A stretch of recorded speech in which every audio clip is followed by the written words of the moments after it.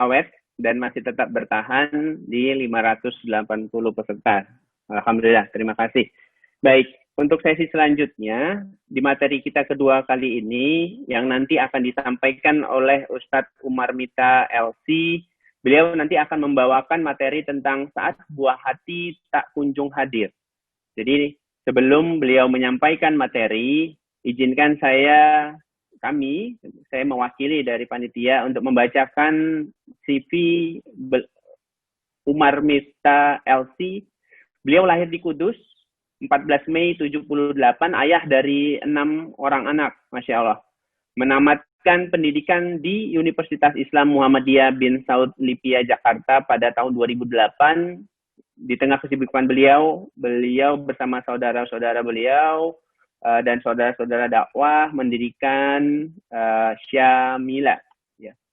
Riwayat organisasi, beliau adalah pembina Ma'had Amta Syamila dan Syamila Foundation, serta konsultan dan tulisan di beberapa perusahaan penulis buku Hikmah 2 Umar dan Golden Ways to Jannah. Moto beliau adalah menjadi keluarga di keramaian umat. Nanti terkait CV beliau ada ditampilkan, termasuk juga silahkan kunjungin YouTube beliau Umar Mita Syamila dan juga Instagram beliau di Umar_Mita.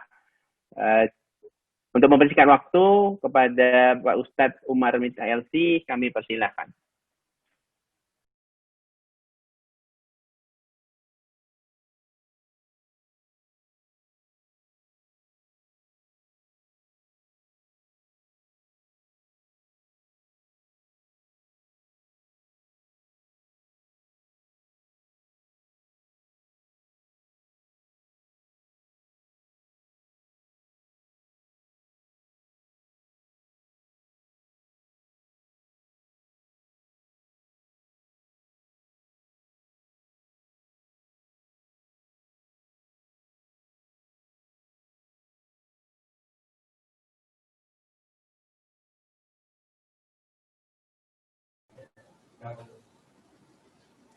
Tes. Belum ada, nak. Ini ada tulisannya. Iya, Ustaz. Insyaallah udah connect, Ustaz. Alhamdulillah. Masya Allah. Aduh, saya senang banget ini. Tafadhol masykur, Ustaz.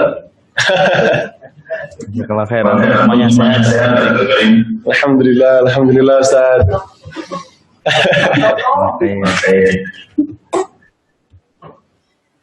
Insyaallah. Saya punya waktu berapa menit kira-kira? Setengah jam?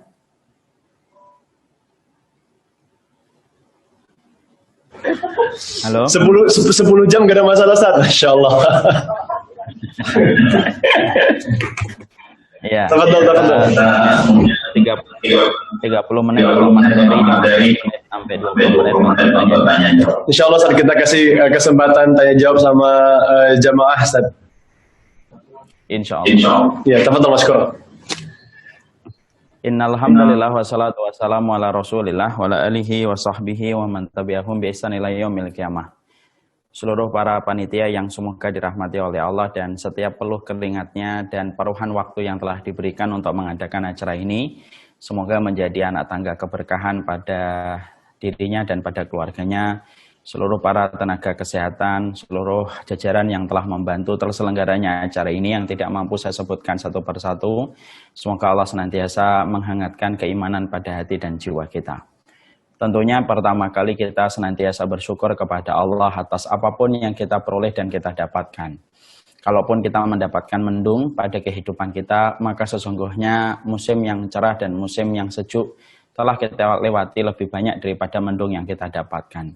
Kalaupun kita mendapatkan kesulitan pada pandemi ini selama 6 bulan yang terakhir, maka ibaratnya gerimis yang datang pada kehidupan kita. Adapun nikmat yang Allah berikan kepada kita sebagaimana hujan deras berbulan-bulan yang tidak ada hentinya.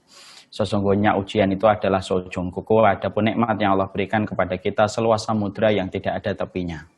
Inilah yang menjadikan kita senantiasa beruntung ketika kita bersandar kepada Allah yang sempurna di dalam zat-Nya, sempurna di dalam sifatnya. Walaupun kita sering membalas setiap kenikmatan dengan dosa, Walaupun sering kita membalas setiap dosa, setiap kenikmatan dengan dosa, tetapi Allah tidak pernah menghentikan laju nikmatnya pada kehidupan kita.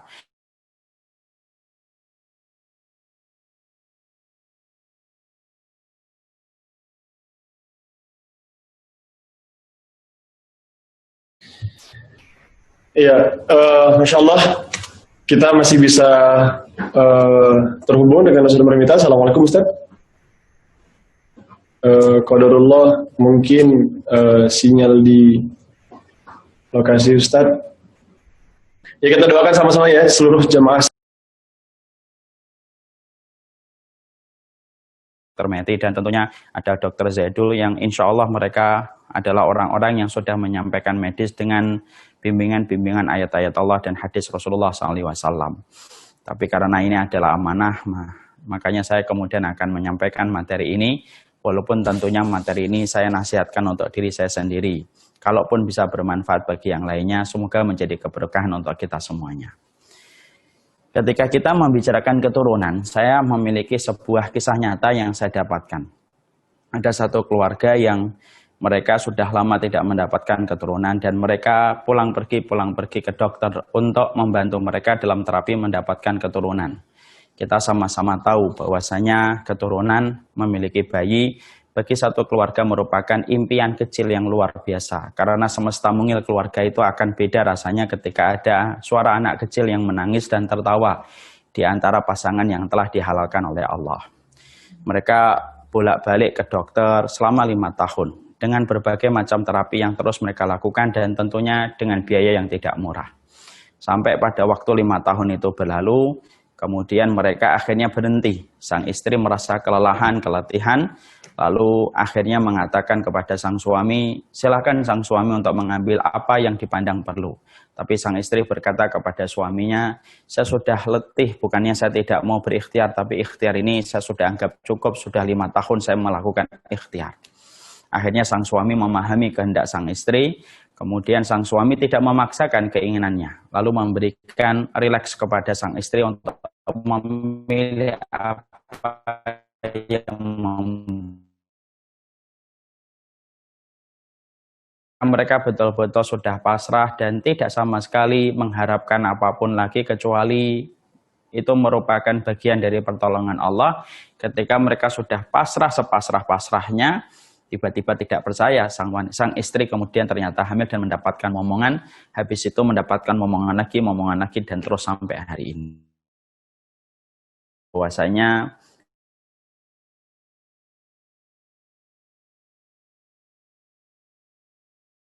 berikan kepada mereka keturunan. Tapi ketika mereka sudah betul-betul pasrah kepada Allah Subhanahu wa taala, disitulah justru Allah itu memberikan apa yang mereka harapkan. Allah memberikan kepada mereka keturunan, sesuatu yang sejatinya sudah tidak lagi menjadi prioritas mereka, karena prioritas mereka adalah keridhaan mereka kepada takdir Allah. Dan justru ketika mereka menempatkan keridhaan mereka kepada takdir Allah lebih besar daripada harapan mereka memiliki keturunan, disitulah Allah yang bekerja dengan luar biasa untuk memberikan keturunan kepada mereka. Inilah yang disebut dengan kekuatan tawakal yang luar biasa. Makanya Imam Ibnu Qayyim itu ketika bercerita tentang tawakal, beliau berkata di dalam kitabnya Madarijus Salikin, tidak ada gambaran tawakal yang paling luar biasa kecuali tawakalnya ibunya Musa. Ketika ibunya Musa melahirkan, beliau berdegup kencang jantungnya. Dan beliau berharap bahwasanya putra yang akan dilahirkan beliau itu tidak laki-laki. Tapi apalah daya ketika melahirkan ternyata anaknya berjenis laki-laki. Padahal pada saat itu Fir'aun memiliki data semen khusus. Data semen khusus ini khusus untuk membunuh bayi laki-laki yang lahir di kota Mesir. Maka dengan serta-merta Allah memberikan kepadanya ilham kepada ibunya Musa, supaya menghanyutkan Musa di atas sungai Nil. Dan kita paham bagi yang pernah datang ke Mesir, bagi yang pernah menjumpai sungai Nil, kita akan jumpai sungai Nil itu sungai yang lebar, sungai yang cukup deras airnya. Tapi Masya Allah, kita lihat bagaimana tawakalnya seorang ibunya Musa, meletakkan Musa pada keranjang, lalu dihanyutkan Musa di atas air tersebut, dan dia hanya berbekal satu, rasa tawakal dia kepada Allah Subhanahu wa taala. Perhatikan Allah ketika mengurus hambanya ketika sudah bertawakal. Bagaimana Allah jadikan keranjang yang mengangkut Musa kemudian dibelokkan oleh Allah dengan air yang Allah berikan petunjuk. Air itu belok ke tempat pemandian Asiyah binti Muzahim, istrinya Fir'aun. Lalu dijadikan bagaimana istrinya Fir'aun jatuh cinta kepada bayi kecil yang bernama Musa itu. Pandangan matanya langsung jatuh cinta dan kepincut dengan Musa. Didekaplah Musa. Lalu dia mendatangi suaminya yang terkenal dengan kediktatoran yang luar biasa. Dan perhatikan cara Allah bekerja. Ketika Allah ingin memberikan hadiah terbaik kepada ibunya Musa yang sudah bertawakal dengan sepenuh hati. Dijadikan Fir'aun yang biasanya keras. Yang dijadikan Fir'aun yang biasanya benci kepada bayi laki-laki yang lahir setelah dia bermimpi. Dijadikan hatinya untuk menerima permintaan dari istrinya Asiyah binti Muzahim. Untuk mengangkat anak kecil itu menjadi pengecualian dan menjadi anak angkatnya mereka. Dibawalah Musa kecil ke kerajaan. Lalu ketika sudah sampai di kerajaan dan istana, Allah bekerja kembali. Allah jadikan Musa kecil menangis. Lalu kemudian Musa kecil kemudian menangis. Ketika menangis, Asiyah binti Muzahim kebingungan apa yang harus dilakukan. Dayang-dayang berkata kepada Asiyah binti Muzahim, dia kehausan dan dia butuh air susu. Lalu karena Asiyah binti Muzahim itu tidak mengandung, maka tidak ada air susunya. Maka dia perintahkan wanita-wanita yang mengeluarkan air susu di istana untuk menyusui Musa kecil. Dan Allah bekerja kembali. Allah jadikan setiap wanita yang menyuguhkan air susunya kepada Musa, maka Musa memuntahkan air susu itu. Sampai akhirnya Asiyah binti Muzahim kebingungan. Lalu datanglah dayang-dayang yang memberikan informasi. Beritahukanlah kepada seluruh warga Mesir yang memiliki air susu, siapa yang cocok susunya dengan dengan cucunya Musa kecil, maka itulah yang akan memberikan air susu kepada Musa. Dibuatlah pengumuman yang luar biasa bahwasanya siapa di antara wanita yang berhasil menyusui Musa kecil yang baru saja diangkat menjadi anak angkatnya Asiyah binti Muzahim, maka dia akan diberikan hadiah, akan diberikan kedudukan, dan akan menyusui Musa yang menjadi anak angkatnya Asiyah binti Muzahim dan Fir'aun. Seluruh wanita berjejer, berharap untuk mendapatkan keberuntungan. Satu persatu wanita ketika memberikan air susunya, maka Musa itu menutup mulutnya dengan izin Allah. Tutup mulutmu. Maka Musa menutup mulutnya dari semua air susu yang disuguhkan kepada beliau. Sampai akhirnya kakaknya Musa tergopoh-gopoh dia datang ke rumah lalu memberitahukan kepada ibunya, yaitu kakaknya Musa ini berkata kepada ibunya Musa, sesungguhnya telah ada pengumuman di istana, siapa yang bisa menyusui adik kita, maka sesungguhnya dia akan menyusui dan bertemu dengannya tiap hari dan akan diberikan hadiah yang luar biasa. Bergegas ibunya Musa datang ke istana.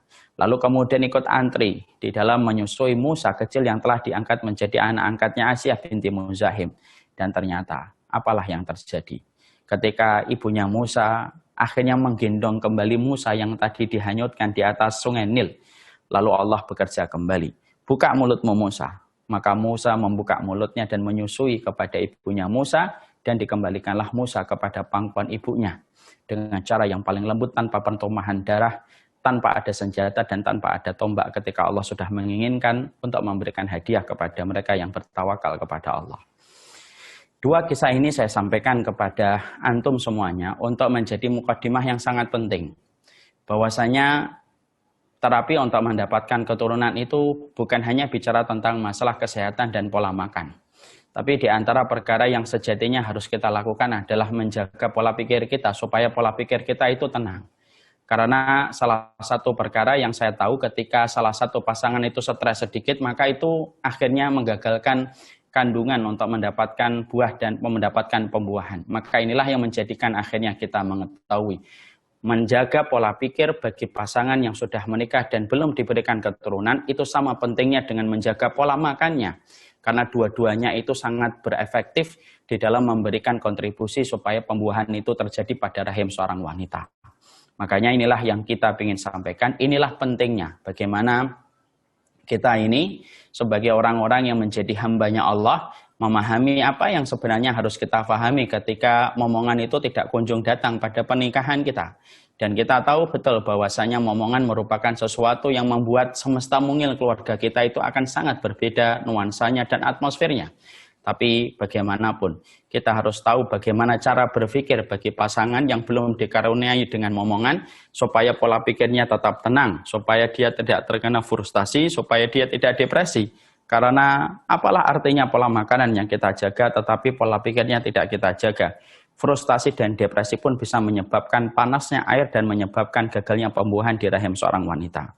Makanya pada kisah pertama yang tadi saya sampaikan, saya menyampaikan betapa pentingnya rasa tawakal kepada Allah, dan pada contoh yang kedua membuktikan kalau orang itu sudah bertawakal kepada Allah sampai Musa yang dihanyutkan di atas sungai Nil, maka Allah itu punya cara mengembalikan Musa ke pangkuan ibunya dengan cara yang tidak pernah terduga, tanpa tetesan darah, tanpa tetesan keringat, tanpa tombak dan tanpa pedang, tapi dikembalikan oleh Allah dengan cara yang tidak pernah diduga dan tidak pernah mampu untuk dilogika dengan akal kita. Nah, inilah pentingnya bagaimana kita menjaga pola pikir kita. Maka di antara pola pikir yang harus kita jaga, di dalam kita mendapati sebuah kenyataan, ternyata kita belum mendapatkan keturunan. Maka ada beberapa hal yang kemudian harus kita pahami. Karena waktu kita sangat terbatas, saya tidak bisa menyampaikan panjang lebar, maka saya akan menyampaikan secara ringkas-ringkas saja. Apa sih yang dinasihatkan oleh para ulama untuk memberikan nasihat kepada setiap pasangan yang hari ini mendapatkan ujian dalam kehidupan rumah tangga mereka ketika mereka belum kunjung mendapatkan suara anak kecil yang hadir di tengah-tengah mereka, suara bayi yang hadir di tengah mereka memberikan kemesraan dan menjadi tali kasih di antara ayah dan seorang ibu di dalam rumah tangga.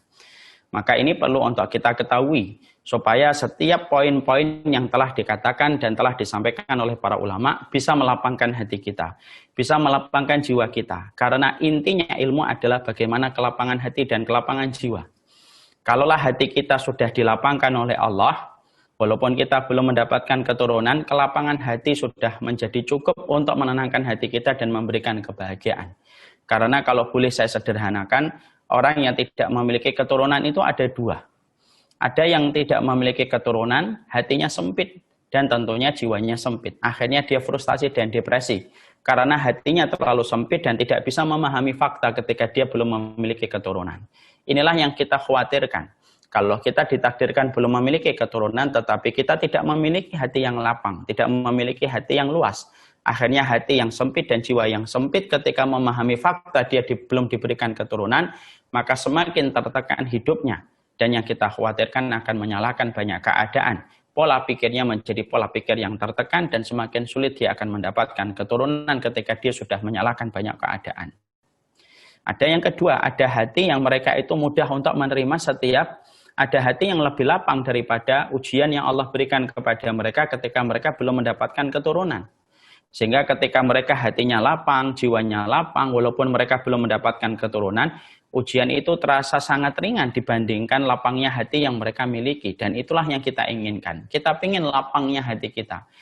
Di balik setiap ujian yang Allah hadirkan pada kehidupan kita, dan sesungguhnya siapapun yang telah dilapangkan hatinya oleh Allah, maka dia akan mudah bertawakal ketika sudah dilapangkan hatinya oleh Allah. Semua masalah tidak akan pernah merenggut kebahagiaan dan keceriaan dalam hidupnya, karena dia tahu pertolongan Allah itu selalu lebih besar daripada ujian yang dia peroleh dan dia dapatkan. Selama betul-betul dia tahu ilmunya bagaimana memahami setiap ketentuan takdir. Makanya pada kesempatan ini saya akan menyampaikan ada 5 perkara yang harusnya kita pahami secara sederhana. Apa yang harusnya dipahami supaya pola pikir setiap pasangan yang belum diberikan karunia dengan keturunan dan belum diberikan karunia dengan momongan itu memiliki pola pikir yang sehat. Pola pikir yang bisa membentuk gugusan hati kita dan jiwa kita itu lebih lapang. Karena penting, kalaulah kita sudah ridho dan ketika hati kita sudah lapang, malah justru itu akan memberikan kebahagiaan dan bisa jadi justru akan memberikan kemungkinan untuk mendapatkan keturunan lebih besar. Karena kalau kita sudah ridho kepada apapun yang ditakdirkan oleh Allah, maka Allah yang akan bekerja untuk memberikan yang sepantasnya kepada mereka yang telah memberikan baktinya dalam ridho pada apa yang telah digariskan dan ditetapkan oleh Allah Subhanahu wa taala. Sekarang mari kemudian kita perhatikan poin-poin apa saja yang harusnya kita tadaburi.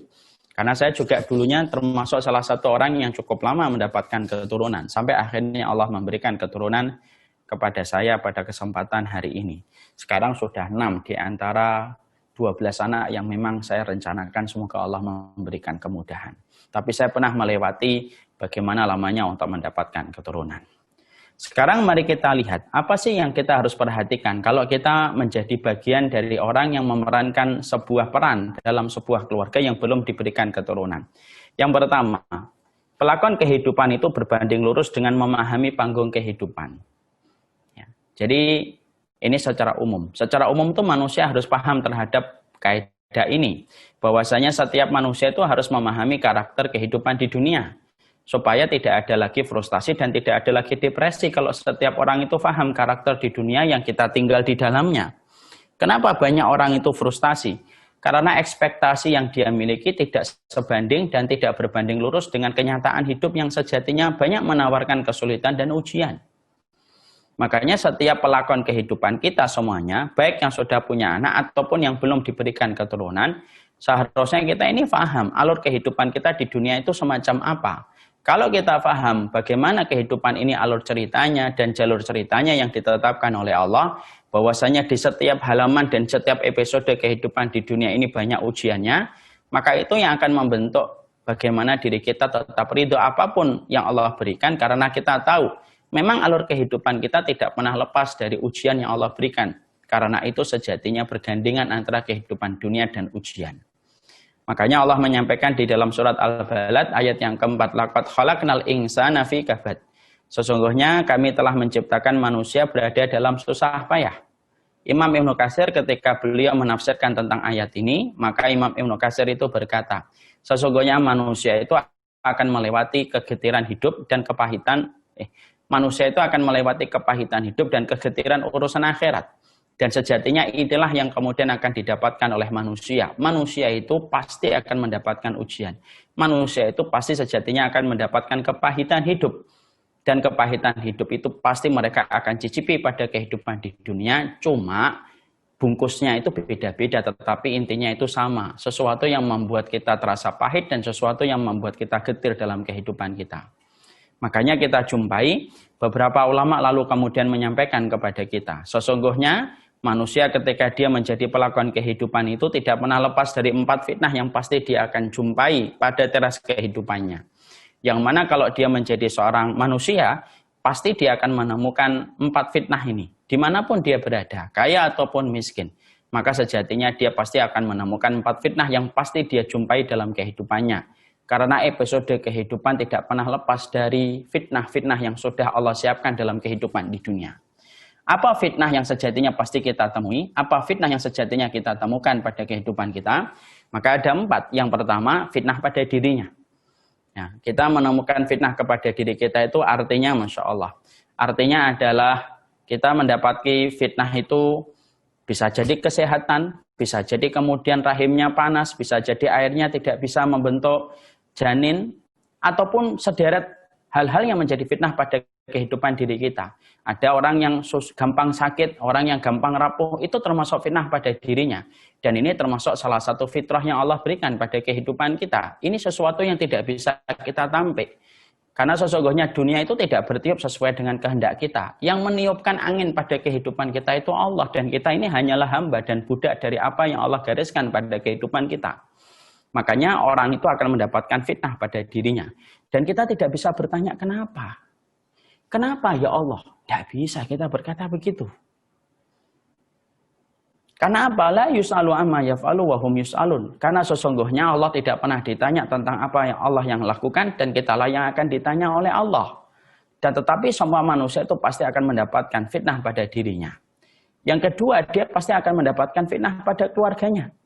Dan tentunya kita paham fitnah pada keluarga itu bermacam-macam. Mari kita lihat dalam panggung kehidupan keluarga para nabi dan para rasul. Ada yang diuji dengan istrinya dan anaknya, yaitu contohnya adalah Nabi Lut. Ada yang diuji dengan anaknya, yaitu Nabi Adam dengan Qabil.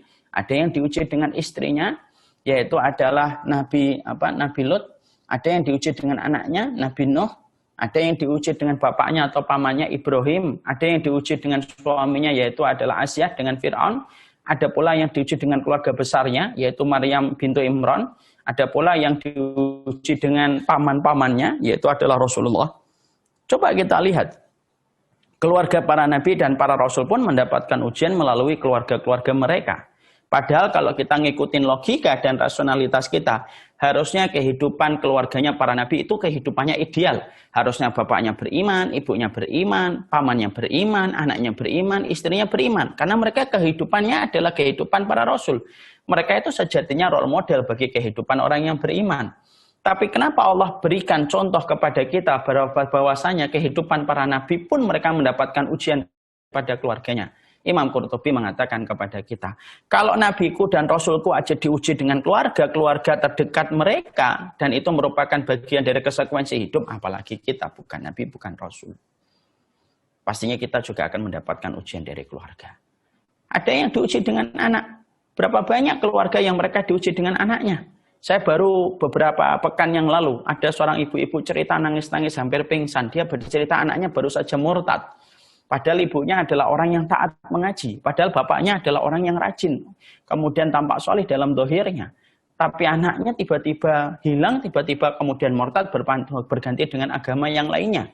Dan betapa remuknya hati seorang ibu ketika mendapati anaknya itu justru murtad. Pada kondisi ketika orang tuanya sedang memperbaiki posisi mereka dan hubungan mereka dengan Allah. Pada saat itulah dia mendapatkan anak yang ternyata anak itu murtad. Sampai kemudian keluar kata-kata, ya Allah, coba saya tidak punya anak kayak dia. Perhatikan, itulah fitnah pada keluarga. Yang sejatinya setiap dari kita itu mendapatkan fitnah pada keluarga kita. Jangan kita mengira bahwasanya orang yang tidak memiliki keturunan, itulah orang yang paling berat ujiannya dalam hidupnya. Belum tentu. Bisa jadi ada orang yang punya anak pun mengalami beratnya ujian yang dia rasakan ketika dia merasakan getirnya selayak makan empedu. Ketika dia memiliki keturunan, tetapi keturunan itu tidak sesuai dengan ekspektasi yang dia inginkan. Sesak dadanya, sempit hatinya ketika harus berinteraksi dengan anaknya. Berapa banyak bapak yang sering ngurus anaknya masuk keluar penjara. Semua ini merupakan bagian dari fitrah kehidupan yang Allah berikan pada kehidupan kita. Allah memberikan takaran itu sama dengan ujian. Bentuknya yang berbeda, tapi intinya tetap sama. Ujian dan fitnah itu tidak akan pernah lepas dari kehidupan orang.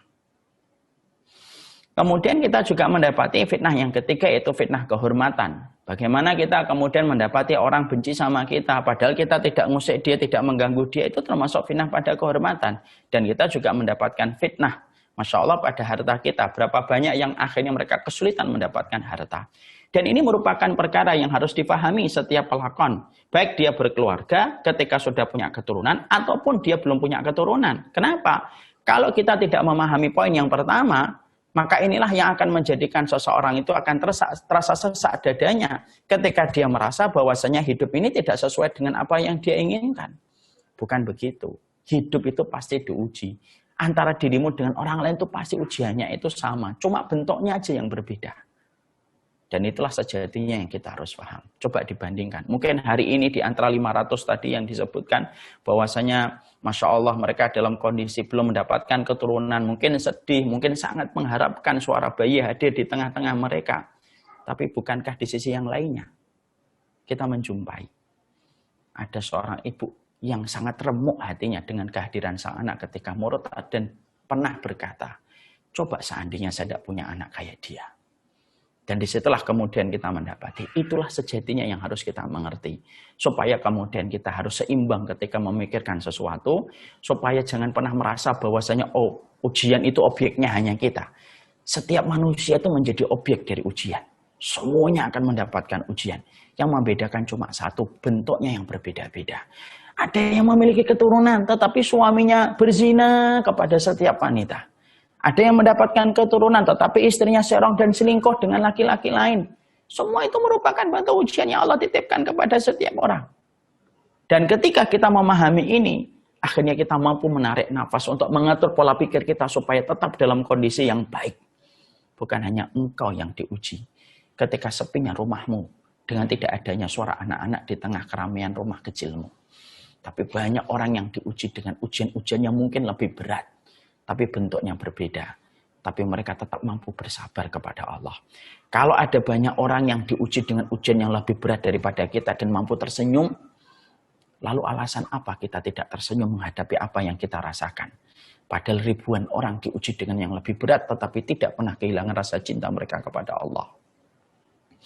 Nah, itu kemudian yang pertama yang kita harus pahami. Yang kedua yang kita harus pahami, yang kita harus mengerti adalah sesungguhnya apa yang kita rasakan pahit itu belum sejatinya mungkin pahit bagi kita. Karena kita harus membaca surat Al-Baqarah 128. Nanti tolong ditadaburi suami istri. Selain harus memaksimalkan semua usaha tadi ketika berhubungan badan, menjaga pola makan, menjaga pola gizinya ketika di dalam berkeluarga supaya cepat mendapatkan keturunan, maka penting seorang suami harus mengajak istrinya untuk sering-sering mentadabburi ayat Allah untuk menjadikan ketenangan pada hati mereka. Karena ketenangan itulah yang akan mudah untuk mendapatkan apa yang Allah akan atur untuk mereka. Salah satu ayat yang penting untuk ditadaburin bagi setiap mereka yang sedang mendapatkan sesuatu yang berat, yaitu adalah Al-Baqarah 128. Allah mengatakan wa asa an takrahu syai'an wa huwa khairul lakum wa asa an tuhibbu syai'an wa huwa syarrul lakum wallahu ya'lamu wa antum la ta'lamun.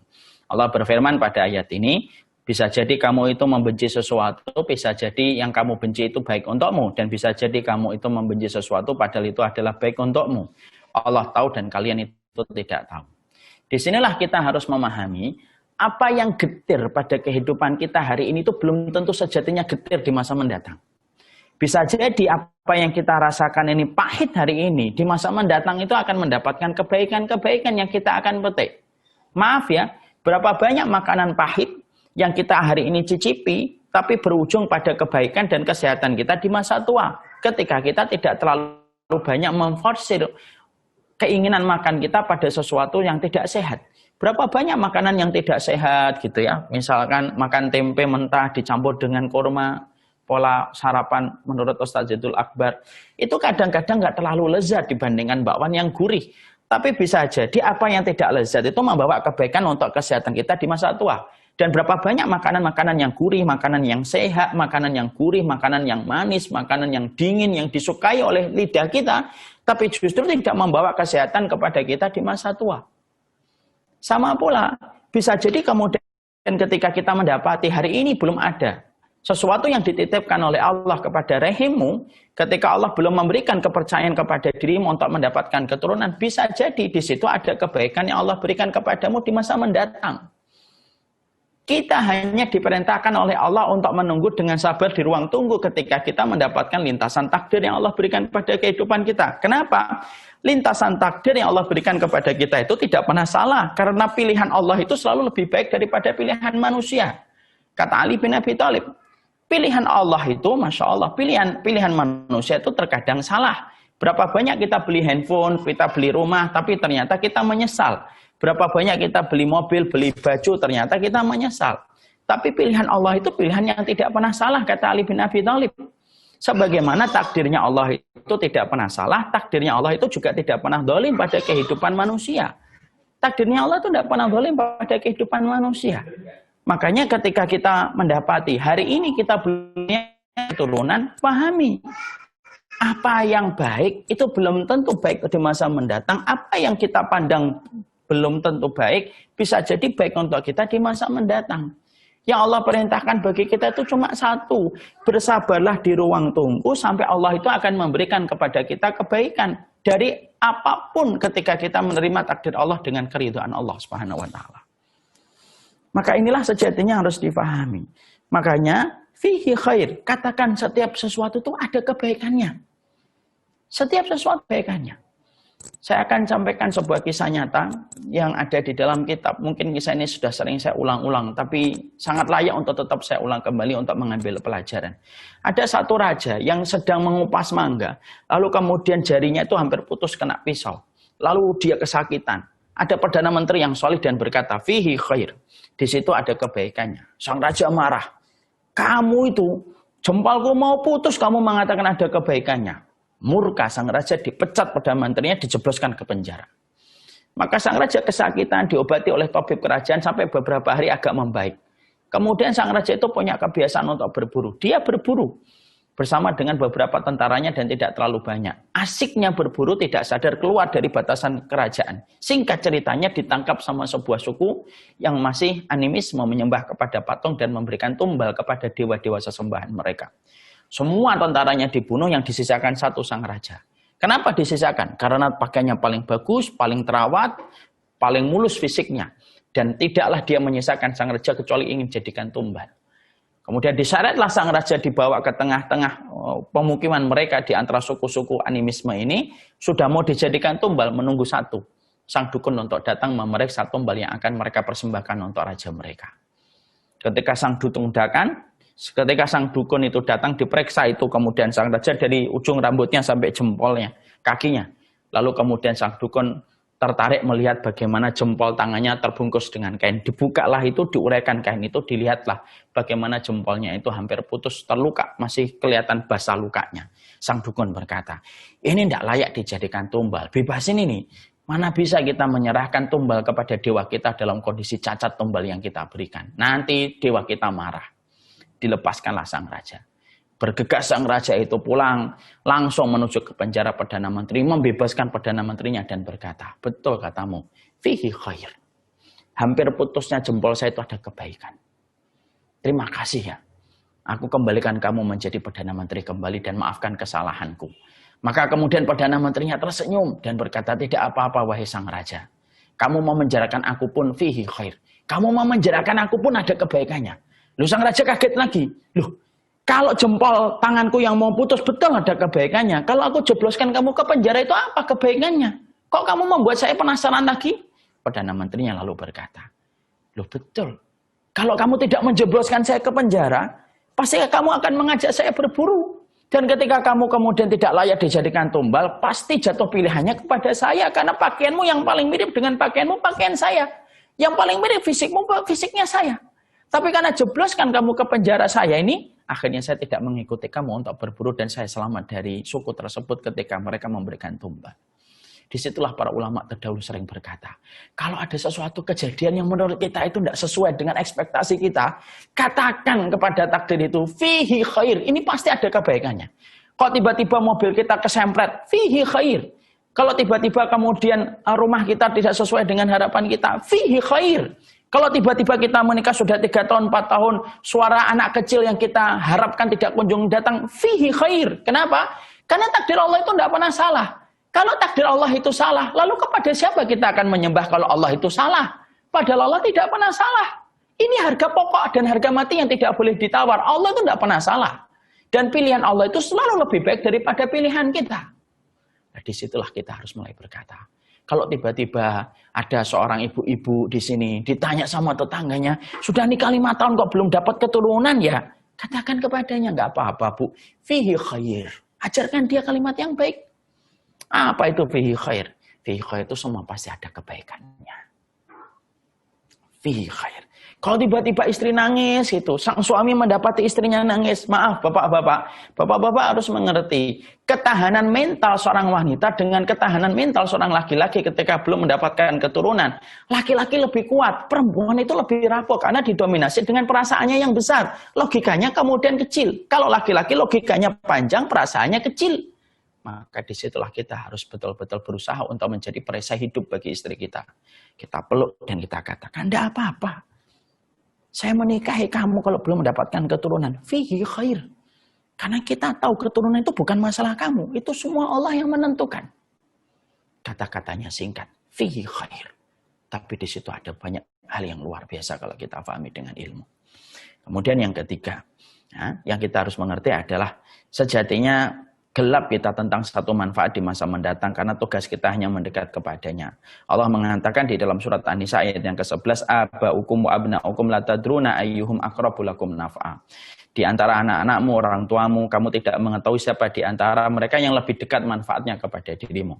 Saya itu sangat menarik sekali ketika membaca ayat ini, penjelasannya dari Syekh Umar Al-Muqbil, hafidhahullahu ta'ala. Beliau berkata, kita ini tidak pernah tahu, di antara anak yang kita miliki, manakah yang paling bermanfaat untuk kita di hadapan Allah. Maaf ya, kata beliau, bisa jadi anakmu yang paling bandel itu yang paling mendekatkan kamu kepada Allah. Berapa banyak orang tua ketika punya anak bandel, yang asalnya orang tuanya tidak pernah sholat, jadinya sholat. Yang orang tuanya biasanya doanya tidak pernah panjang, jadinya panjang. Karena apa? Allah itu yang paling tahu perkara mana yang bermanfaat untuk kita. Sama pula, bisa jadi ada orang tidak ditakdirkan punya anak, akhirnya kemudian dia memanjangkan malamnya, dia memperbanyak sedekahnya, dia mempersering istighfarnya dia, yang jauh lebih banyak daripada sebelum-sebelumnya. Bahkan ucapan istighfarnya lebih banyak daripada temannya dia yang memiliki banyak anak. Sedekahnya bisa lebih banyak daripada teman-temannya dia yang memiliki banyak keturunan. Malamnya dia di dalam beribadah lebih panjang daripada teman-temannya yang kemudian sudah memiliki keturunan. Kenapa? Syekh Umar Mukbil mengatakan bisa jadi ada orang ditakdirkan tidak memiliki keturunan, tapi dengan itu Allah naikkan derajatnya, Allah tinggikan derajatnya, Allah nyaringkan suaranya di dalam langit ketika dia berdoa. Kenapa? Karena dia ridho dan terus mendekat kepada Allah. Walaupun lintasan takdir tidak sesuai dengan apa yang diharapkan. Allah paling senang kalau Allah memberikan ujian dan takdir kepada manusia, lalu manusia itu tidak sesuai dengan ekspektasi takdir yang dia dapatkan itu, tapi tetap dia mendekat kepada Allah. Biasanya Allah akan menyelesaikan proses akhirnya kepada orang-orang yang semacam ini. Kita lihat kisah yang nyata tadi. 5 tahun mereka bolak-balik ke dokter, gak dapat. Tapi setelah pasrah, ridho, justru Allah berikan kepada mereka sesuatu yang justru pada saat itu mereka sudah tidak lagi menempatkan itu pada nomor 1. Karena yang mereka tempatkan pada nomor 1 itu ridhonya Allah. Mungkin hari ini kita belum mendapatkan keturunan karena kita masih menempatkan anak itu lebih tinggi daripada keinginan kita untuk mendapatkan dan ridho kepada takdirnya Allah. Kalau ridho dan takdir, kalau ridho kepada takdirnya Allah itu masih menempati nomor 2, nomor 3, mungkin disitulah Allah itu masih kemudian melambatkannya. Tapi kalau kita betul-betul sudah merubah lagi obsesinya, yang kita tuju itu ridhonya Allah. Anak itu hanyalah wasilah, bukan tujuan. Anak itu bukan tujuan hidup.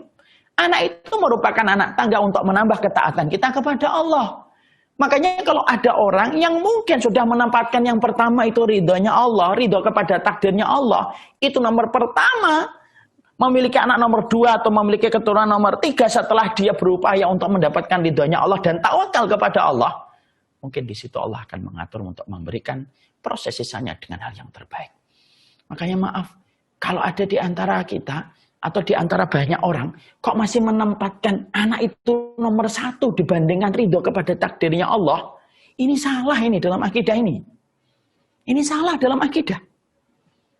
Kenapa? Urutannya harus dibalik. Ridhonya Allah tetap yang pertama yang menjadi tujuan. Anak itu hanya anak tangga. Kamu dapat bersyukur kepada Allah dan dapat ridho kepada takdirnya Allah. Dan itulah sejatinya yang kita harus mengerti. Bisa jadi ada orang-orang yang mereka tidak diberikan keturunan. Tapi dengan itu istighfarnya lebih banyak, doanya lebih banyak, sedekahnya lebih banyak daripada mereka yang memiliki banyak keturunan. Kenapa? Allah terkadang memberikan ujian kepada seorang hamba supaya hamba itu lebih mudah mendekat kepada Allah. Karena apa? Ujian itu barang bernilainya Allah Subhanahu wa taala karena di dalamnya pahala yang sangat besar. Makanya Allah berikan kepada hamba-hamba yang Allah pilih. Maaf ya, saya ini kalau punya barang berharga, contohnya handphone saya. Ini misalkan handphone yang mahal, misalkan saya titipkan sama orang. Apakah saya titipkan kepada setiap orang? Enggak. Saya titipkan sama orang yang saya percaya. Karena di handphone saya ini ada nomor telepon, ada semua relasi saya, teman-teman saya, circle saya, jemaah saya ada di handphone ini. Kalaupun saya akan menitipkan, saya titipkan kepada orang-orang yang saya pilih dan saya percaya. Qualified orangnya baru saya titipkan. Nih, bawa ya handphone saya. Sama. Ujian itu mutiara yang tidak ternilai harganya karena berbanding lurus dengan pahala. Dan Allah tidak berikan kepada setiap orang secara serampangan. Allah berikan kepada orang yang terbaik yang Allah patut Allah lihat orang itu mampu untuk mendapatkan barang berharga dari Allah Subhanahu wa taala. Dan itulah sejatinya yang kita harus pahami. Kemudian yang keempat yang kita harus mengerti, sesungguhnya Allah kalau menutup satu pintu, Allah membuka pintu-pintu yang lain. Jangan hanya mikir satu pintu. Kalau kemudian ternyata kita ditakdirkan belum mendapatkan keturunan, Allah tutup satu pintu. Coba buka pintu-pintu yang lainnya. Sering sekali saya mendapati, saya juga ikut sedih, tapi ya hanya bisa mendoakan. Saya kalau sedang cerita tentang bagaimana keutamaan anak solih, banyak sekali pertanyaan. Bagaimana kami yang belum dapat keturunan? Saya lalu berkata, kalau Allah menutup satu pintu, Allah itu buka pintu yang lainnya. Sering nggak kita jumpai, ada orang buta, tapi pendengarannya tajam. Ada orang tuli tapi penciumannya tajam. Karena Allah kalau ambil satu bagian, Allah tambahkan bagian-bagian yang lainnya untuk menjadi gantinya. Maka sama. Antum, saya, dan siapapun hari ini yang belum mendapatkan keturunan, kalau ditutup satu pintunya oleh Allah dalam kehidupan kita, lihatlah pintu-pintu yang terbuka yang lainnya. Mungkin di situ ada seorang ibu-ibu yang belum mendapatkan keturunan. Akhirnya dia lebih berkhidmah kepada suaminya. Akhirnya dia lebih ridha kepada Allah. Makanya ada seorang ulama ditanya, bagaimana dengan keluarga yang belum mendapatkan keturunan? Dari mana dia akan mendapatkan keutamaan pahala sebagaimana anak yang solih? Dijawab singkat sama para ulama. Kamu ridho terhadap takdir Allah itu sebanding bahkan lebih besar daripada keutamaan anak yang soleh kalau betul-betul kamu ridho kepada takdir Allah ketika berat untuk dirasakan. Maaf ya, itu sejatinya yang kita harus memahami. Makanya di sini saya mengatakan Allah itu membagi amal sebagaimana Allah membagi rezeki. Ada yang ditakdirkan kayak Khadijah, ada yang ditakdirkan kayak Aisyah. Khadijah banyak anaknya, ibunda Aisyah itu tidak punya keturunan. Apa kurangnya ibunda Aisyah? Pemenang hatinya Nabi setelah ibunda Khadijah. Tapi ibunda Aisyah itu tidak memiliki keturunan di rahimnya sampai beliau meninggal dunia. Bahkan saya bisa merasakan kesedihan ibunda Aisyah ketika ibunda Aisyah itu berkata kepada Rasulullah, "Ya Nabi, saya ingin kunyah, saya ingin nama panggilan ya Rasulullah, sebagaimana perempuan-perempuan lain itu punya nama panggilan dengan Ummu." Lalu Nabi dengan bijaknya menamakan kepada Aisyah itu Ummu Abdillah. Walaupun beliau tidak punya keturunan. Supaya kemudian beliau bisa sama dengan ummu-ummu yang lainnya. Nabi memberikan hadiah, "Kamu aku namakan Ummu Abdillah." Apa yang salah dengan Aisyah, ibunda Aisyah? Tidak ada yang salah. Wanita yang telah memberikan goresan luar biasa pada kehidupan Islam. Hari ini kita mengerti tentang hadis-hadis Nabi, salah satunya dari ibunda Aisyah.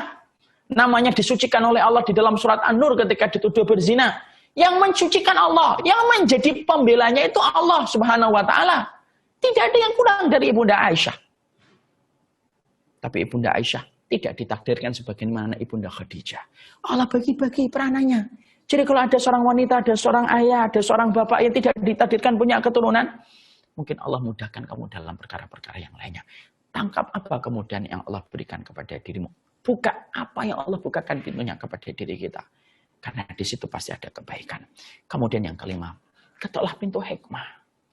Hikmahnya apa sih? Banyak hikmah yang bisa kita dapatkan. Mungkin kalau kita punya anak, kita tidak kuat hatinya. Bisa jadi kalau kita punya anak, malah kita nanti ngikutin anak kita terus dan akhirnya tidak pandai kita beribadah kepada Allah. Mungkin kalau kita punya anak, akhirnya kita kurang beribadah kepada Allah. Banyak hikmah yang bisa kita datangkan. Menangkap hikmah itu penting untuk membentuk selaksa keridhaan pada hati dan jiwa kita. Perbanyaklah istighfar karena Allah. Tempatkanlah ridho Allah itu menjadi yang pertama. Jangan menempatkan anak itu menjadi tujuan pertama setelah pernikahan. Bukan, salah itu. Menikah itu ibadah. Anak itu merupakan wasilah, sarana, bukan tujuan. Tempatkanlah tujuannya tetap satu, beribadah kepada Allah. Anak hanyalah melengkapi dari sarana yang kita butuhkan beribadah kepada Allah. Kalau ada yang diberikan anak, bersyukurlah, tidak ada tempat bersyukur kecuali kepada Allah. Kalau belum diberikan keturunan, maka kembalikanlah. Bahwasanya kita mengerti ridho kepada takdir Allah itu memberatkan mizan kebaikan kita di hadapan Allah Subhanahu wa Ta'ala. Wallahu a'lam bishawab, ini yang dapat saya sampaikan. Waktu kita sangat terbatas sekali. Tadi saya diberitahu jam 10:04, tapi qadarullah memang materi sebelumnya sangat panjang dan sangat penting juga, sehingga agak molor. Dan qadarullah di sini juga sudah hampir setengah 12, karena di sini adanya lebih cepat, mungkin 10-15 menit daripada Medan. Makanya masih ada tanya jawab sedikit. Tentunya saya tidak layak untuk memperpanjang kata-kata saya.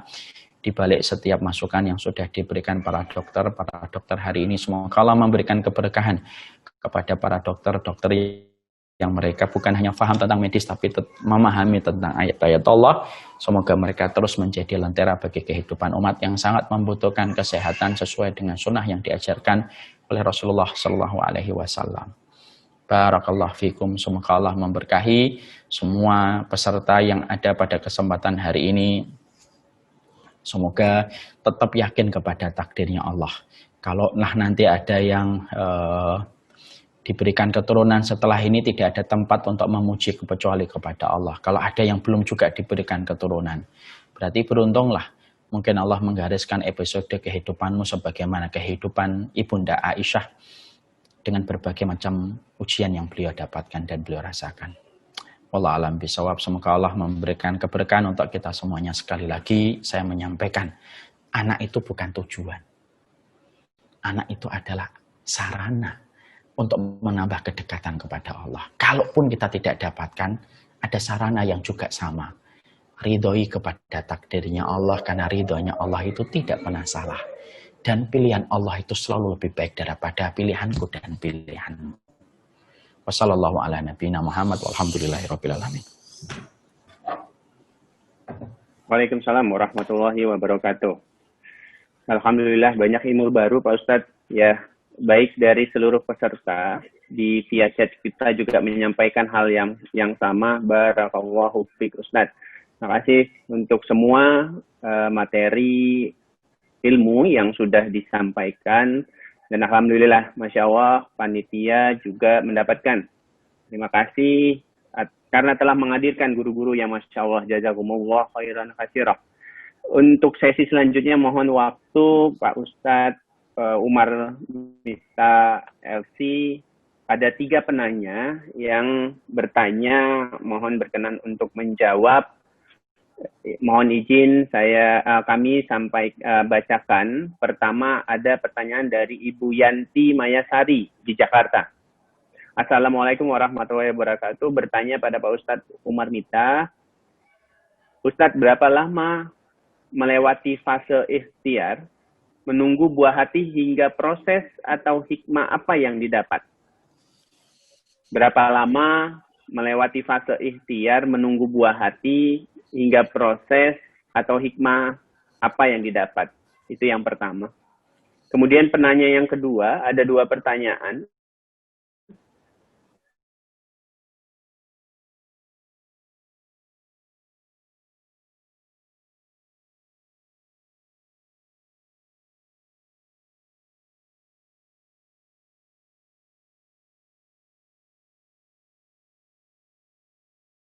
Selanjutnya, mungkin jika omongan atau perkataan orang, kita bisa tidak menghiraukan. Namun jika pertanyaan itu keluar dari mertua, bagaimana kita menyikapinya, Ustadz? Setiap kali beliau mendoakan, selalu menangis. Sungguh menjadi terbebani dengan tangisan tersebut. Merasa sungguh mengecewakan orang tua. Mohon pencerahannya, Ustadz. Itu saja pertanyaan. Silakan, Ustadz. Ya. Yang pertama tentunya cukup lama saya mendapatkan keturunan, ya hampir lebih dari 4 tahun lebih, tapi alhamdulillah Allah akhirnya memberikan saya keturunan. Segala puja dan puji hanya kepada Allah Subhanahu wa taala. Kemudian yang kedua, bagaimana kita kalau menghadapi omongan orang? Maaf Ibu, maaf Bapak ya. Omongan manusia itu hanya sepanjang lidahnya. Segini doang. Dan bisa jadi omongan itu harus kita sikapi dengan kita itu berbaik sangka. Mungkin dia ngomong kayak gitu karena mungkin dia merindukan kita ini punya anak. Karena menurut dia kita ini kalau punya anak lucu banget kali. Maka sesungguhnya itu saja yang kita pahami dan kita harus berbaik sangka dengan ucapan yang dia sampaikan ketika bertanya, kok belum punya anak gitu. Ya alhamdulillah gitu. Bukankah Nabi Zakaria juga lama mendapatkan anak dan tidak ada yang masalah dari Nabi Zakaria? Bukankah Ibunda Aisyah malah justru tidak mendapatkan anak dan tidak ada masalah bagi Ibunda Aisyah di hadapan Allah? Kalau kita memiliki perasaan abnormal, berarti kita harus mentadaburi kisah-kisah orang soleh yang banyak diuji dengan masalah keturunan. Bukan hanya dirimu yang diuji dengan keturunan.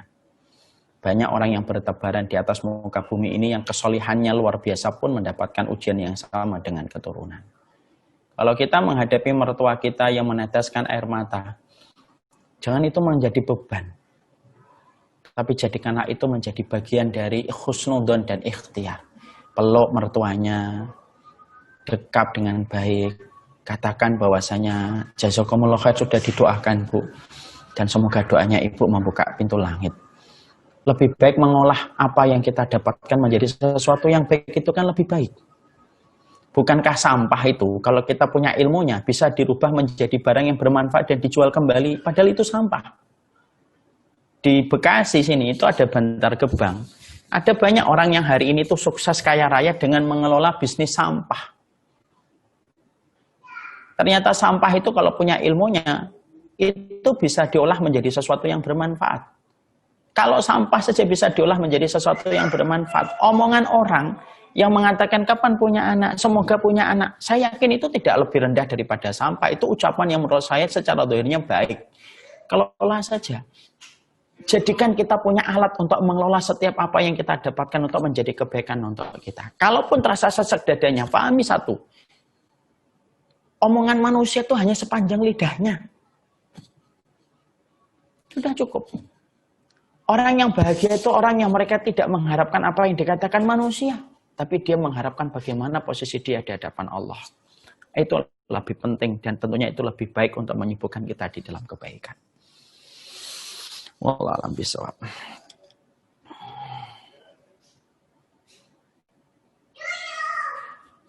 Halo? Alhamdulillah, terima kasih jazakumullah khairan katsiran Pak Ustadz. Alhamdulillah. Baik, terima kasih untuk semua materi yang sudah disampaikan. Alhamdulillah.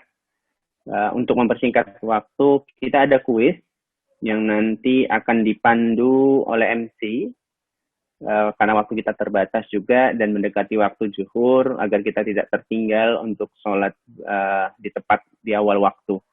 Baik, untuk mempersingkat waktu saya padakan dulu kegiatan untuk sesi pagi ini dengan dua pemateri. Yang pertama tadi dari Dr. Mita, spesialis obstetrik ginekologi, dan Ustadz Umar Mita, LC. Selanjutnya kepada MC Mas Raffi Al-Farezi, saya serahkan waktu untuk memimpin kuis. Silakan Mas Raffi Al-Farezi.